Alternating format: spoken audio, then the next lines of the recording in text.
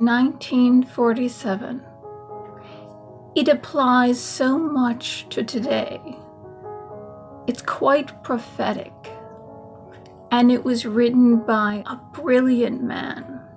In fact, a speaker that people today emulate, but can never perfect because of his brilliance and his presentation. As I read this, think in your head about what's going on and how these words are so prophetic. It's almost as if they were written today, but they weren't. It was 2 years after World War II ended. We were in an era that saw an Antichrist nearly destroy the entire world. And another Antichrist, the Empire of Japan, wanted to do the same. If you are up on it, you will know how badly they tortured American soldiers. Experiments that are so sick. Study history and find out what they did to American soldiers. Remember, World War II came upon us. America didn't start World War II. It hit the world, and then it hit Pearl Harbor. We had to enter the war, and we did help save the world and liberate it. Next, one of the greatest speeches of all time. Start thinking, learning history from this day forward, because we're repeating it, and this prophecy is unfolding in front of our eyes.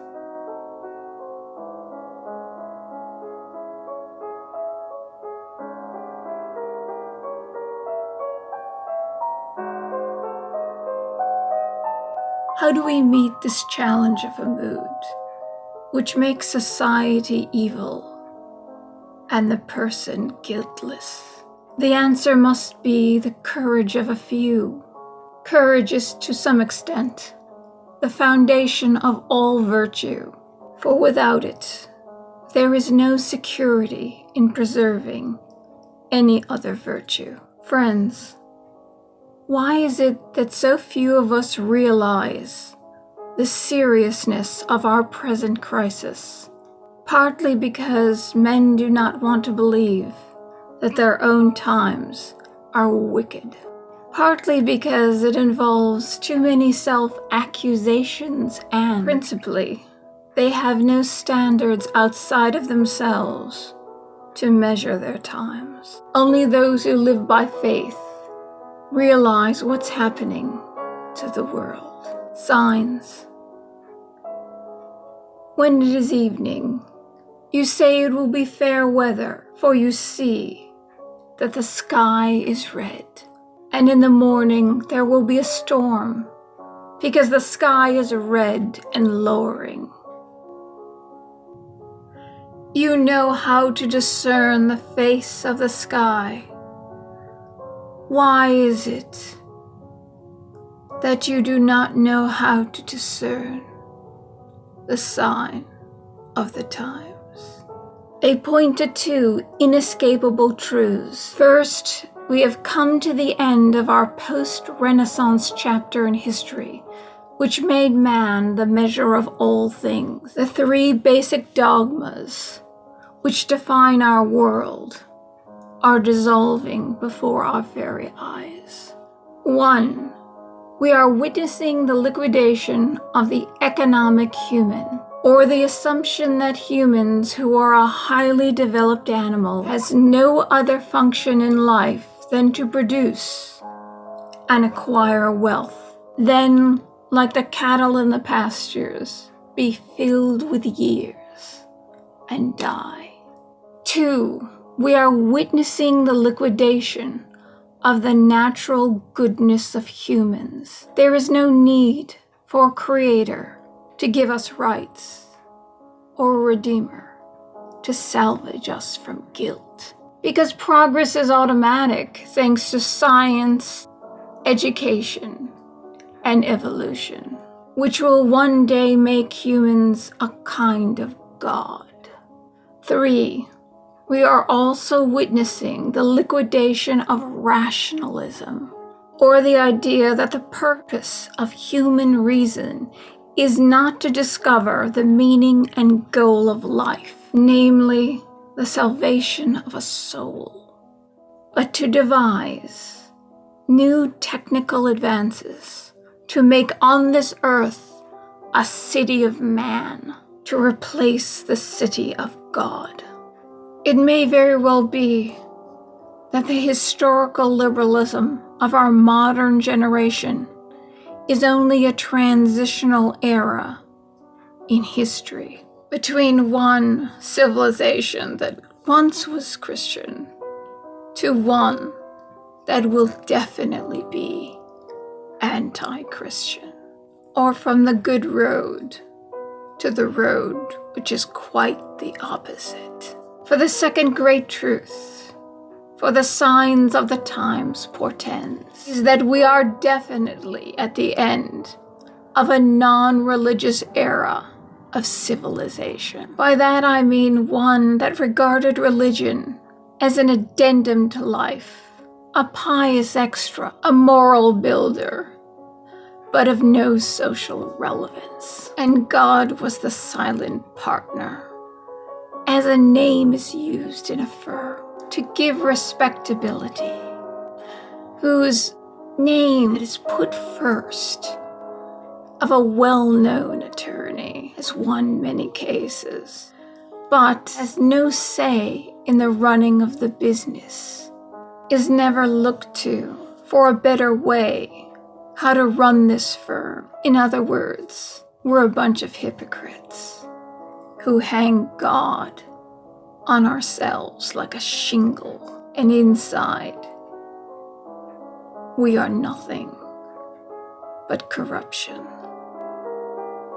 And I interject here, and you wonder why people became atheists? Look around you at the hypocrites.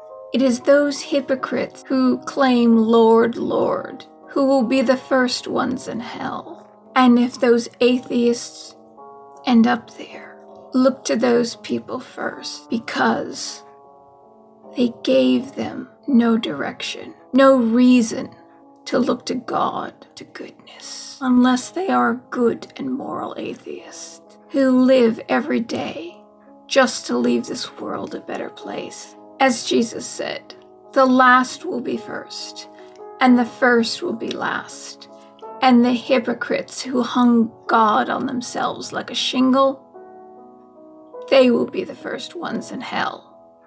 That was my interjection, by the way. And to the new era that we are entering is the new phase in religious human history. Don't misunderstand me.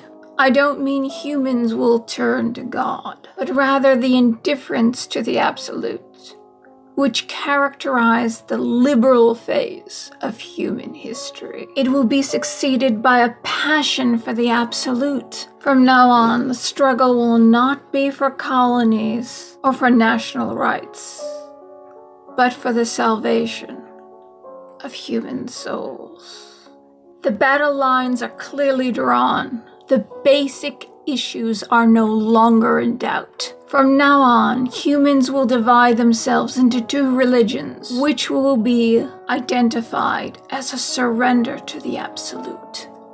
The conflict of the future is between the absolute, who is the man God, and the absolute, who is the God-man. Between the God that became man and the human who makes themselves God. Between the children of the same Creator and the comrades of the anti-creator, or the Antichrist. But the Antichrist will not be called so. Why is this? Why, because he'd have no followers. He will wear no red tights or vomit sulfur, or carry a pointed spear and wag his pointed tail. as Mephistopheles in Faust. Nowhere in sacred scripture do we find word that the devil is a buffoon who is dressed first in red, rather is described as a fallen angel, as the prince of the world, whose business it is to tell us that there is no other world. Rather, his logic is simple. If there is no heaven, there is no hell. Then if there is no sin, there is no judgment. If there is no judgment, there is no judge. And good is evil, and evil is good. But above all these descriptions, the Lord said, he will be so much like himself that he will deceive even the elect. And certainly no devil that we've seen in picture books could deceive even the elect. How will he come in this new age to gain followers to his new religion? He will come disguised as a great humanitarian. He will talk peace, prosperity, and plenty, but it will not be as a means to lead us to the source of the divine, but as an ends in themselves. He will write books on a new way of life, suitable to your needs. And he will point to astrology, and he will make the stars responsible for your sin. Not my will, but the stars. He will explain guilt away as psychology, as repressed sex, to make men shrink in shame. Fellow men will say to you, you are not broad-minded, not liberal enough. He will identify tolerance as indifference between right and wrong. He will foster more divorces under the disguise that another partner is vital. He will increase love for love, sex, and decrease love in the individual person and humanity. He will invoke religion to destroy religion. He will even say that Christ is the greatest man that has ever lived.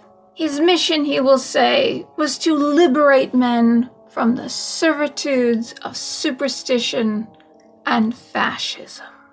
And what these are, this Antichrist, he will never defy. Like the anti-fascists today, don't even know what fascism is. But in the midst of his seeming love for humanity, his glib talk of freedom and equality, he will have one great secret, which he will tell no one. He does not believe in the divine creator, because his religion will be siblinghood or brotherhood without the parenthood of divinity. He will deceive even the elect. He will set up a church which will be the counter church, the ape of the church, because he, the devil, is the ape of God. It will be the mystical body of the Antichrist, and with all its externals will resemble the mystical body of Christ. In desperate need of our Creator, our divine source, God, he will induce modern humans in their loneliness and prostration, in inebriation of all kinds, prescription and non-prescription, to hunger more and more in membership of his community that will give humans enlargement of purpose without need of personal amendment and without admission of personal guilt. Not my fault. Not my fault. These are the days in which the devil has been given a particularly long rope. The evil hour in which the shepherd will be struck and the sheep, ourselves, dispersed. Have all peoples of the good road made such preparations for such a dark night? Even the church, the anti-pope, has changed its doctrines to conform to this new church, this new doctrine of the Antichrist. Men of history have seen these dark days coming. Heinrich Heine, the great German poet, wrote, "The death of the dark hero." In his poem he writes, "Communism, in disguised as the glamorously humanitarian socialism, though little discussed now, and loitering in hidden garrets, on miserable straw pallets, as the dark hero destined for the great if temporary role in modern tragedy, while gloomy times are leaning towards us, and a prophet, wishing to write a new apocalypse, would have to invent entirely new beasts so terrible that St. John's older animals would be like gentle doves and cupids in comparison. The gods are veiling their faces in pity at the children of men, their long-time charges. The future smells of Russian murder, blood, godlessness, and many whippings. And I should advise our grandchildren to be born with very thick skin on their backs." 1842. For indeed we may be warned, for the first time in history in our age, we have witnessed the persecution of the Old Testament by the Nazis, and the persecution of the New Testament by the communists. Anyone who has anything to do with God is hated today, whether his vocation was to announce his divine Son as the Jew or follow him as the Christian. Because the signs of our times point to a struggle between absolutes, we expect the future to be a time of trial for two reasons. Firstly, to stop disintegration. Evil will go on, if not for catastrophe. Why did God place an angel with a flaming sword at the Garden of Paradise after the fall, if it were not to prevent our first parents from entering again and eating of the tree of life, which if they ate would have immortalized their guilt? God would not have allowed unrighteousness to become eternal by making us gods, a pantheon of good and evil gods, those who are eternally evil, wreaking havoc forever, fighting with the good, that the good will be no more. The tree of life would have made us as gods, and I would not want my imperfections to be eternal. I would want my imperfections to end. He permits revolution, disintegration, and chaos to come as reminders that our thinking has been wrong, our dreams have been unholy. Moral truth is vindicated by the ruin that follows when it has been repudiated. The chaos of our time is the strongest negative argument that ever could be advanced for the belief in the divine. Catastrophe reveals that evil is self-defeating, and we cannot turn from divinity without hurting ourselves. The second reason why crisis must come is in order to prevent a false identification in the belief of a God manifested here on earth, that Christ and the prophets and the good that came to guide us, their followers would be identified as different in spirit from those who are not. But this demarcation has been blotted out between good and bad and right and wrong and darkness and light into a blur.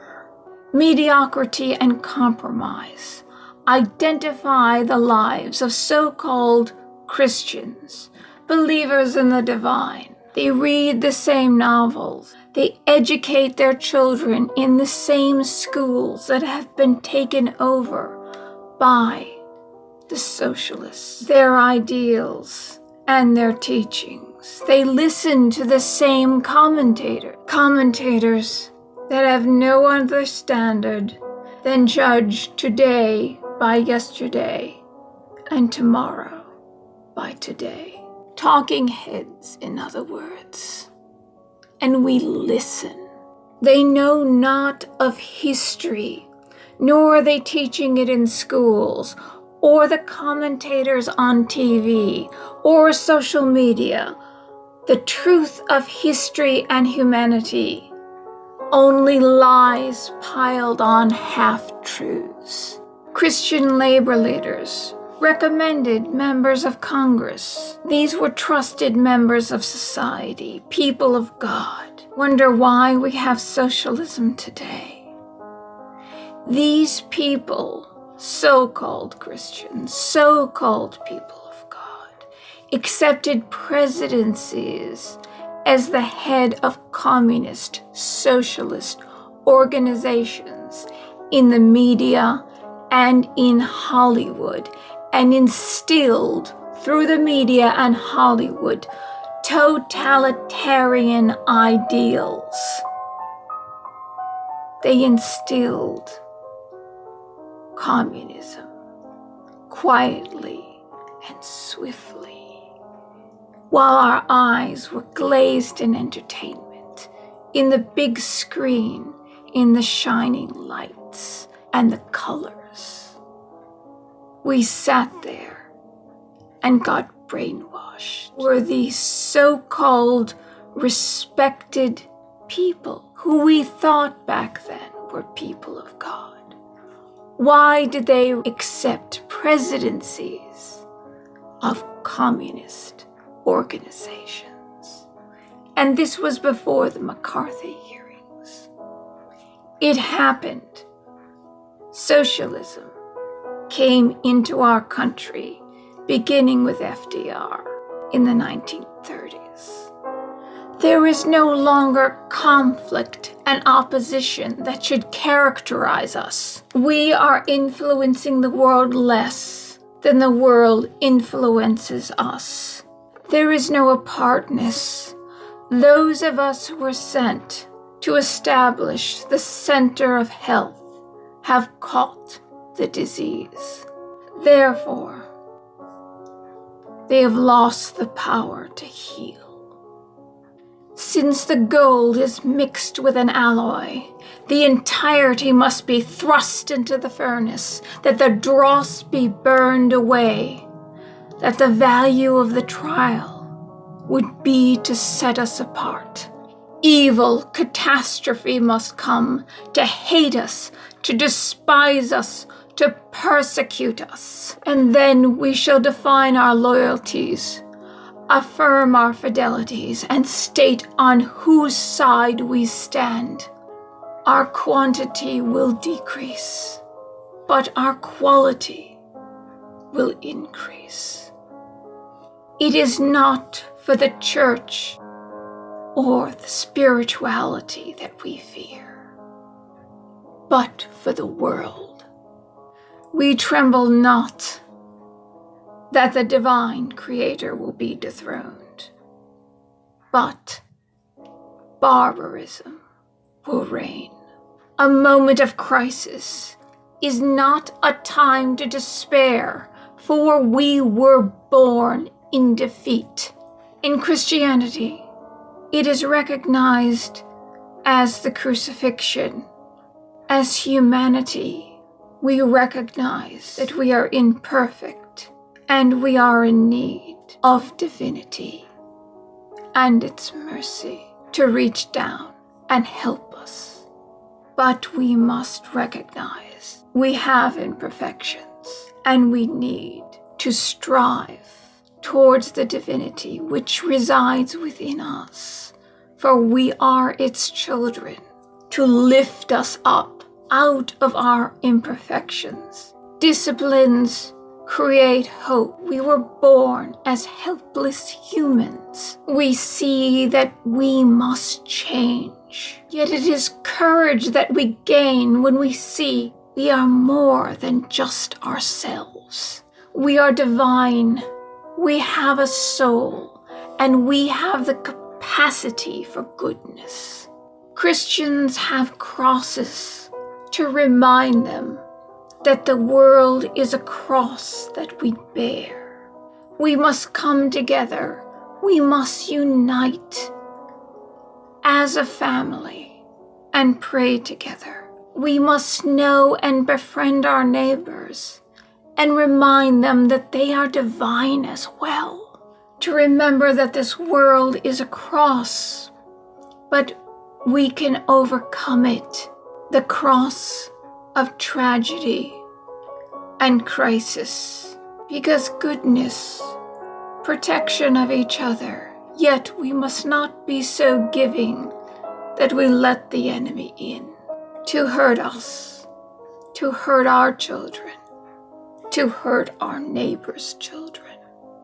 We must see what is right, what is good, what is just, and what is fair. And we have lost this sense because of the senseless who are allowing crime in to our nation. Cicero wrote, "It is not the enemy at the gate that we fear, but the enemy within." It is those in our own government, the ones who we voted for to protect us, are the ones that are turning against us for their own good, for their own pocketbook and their own power. As in Rome, it is those that let the barbarians into the gate because of votes. They made the people of Rome pay high taxes, and they couldn't afford to bear their own children. Yet, a welfare state opened and paid for the children of the outsiders that came in, and Rome fell. We've appointed judges who are to protect society, that call evil good and good evil. Jews, Muslims, Sikhs, Buddhists, Christians, all of us, Americans, those who believe in the divine feminine and the divine male, must come together and unite and pray. And those atheists that live each day just to leave the world a better place, believing that they will attain nothing. Unite for the good of humanity. As citizens of America and as citizens of your respective countries, we must come together for the cost of truth and the unity of the good. It is not a unity of religion that we plead, but a unity of faith. Good people, rise up. We do not worship in the same pews, but we wish to God that we could, to march separately in the light of our own consciousness, but to strike together for the betterment of the world. The forces of evil are united, the forces of good are divided, and no sordid compromise or carrying water on both shoulders will see you through. Those who follow the good road must keep hold to their path in courage, and those who follow neither must determine what they mean. Together we must resolve to unite, to bring back good to the world. Archangel Michael, Prince of the Morning, who conquered Lucifer, who tried to make himself as God. Michael, when cracked by a sneer in heaven, rose up and dragged him down, who would have torn down the Most High. Give us to the senile continence of our words. Give us back the light of the world, that a light may shine even in these days of darkness. In part 2, I will take that oration apart and I will apply it to the events of today, piece by piece, if you haven't already thought about it yourself.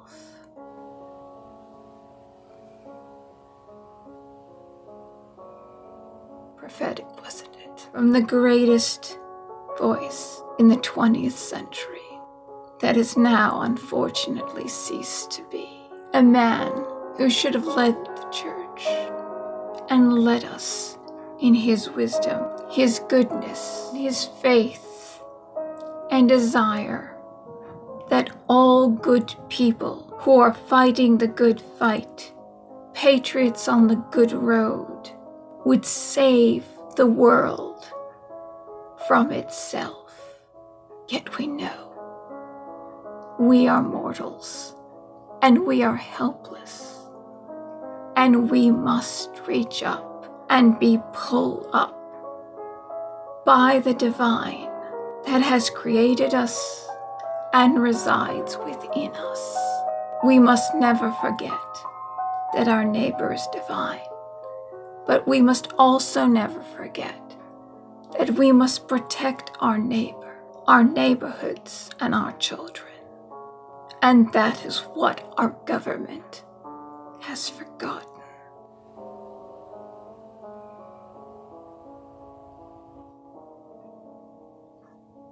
Good night.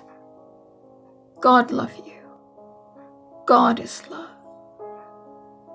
Therefore, love God, your Creator, your parent in heaven.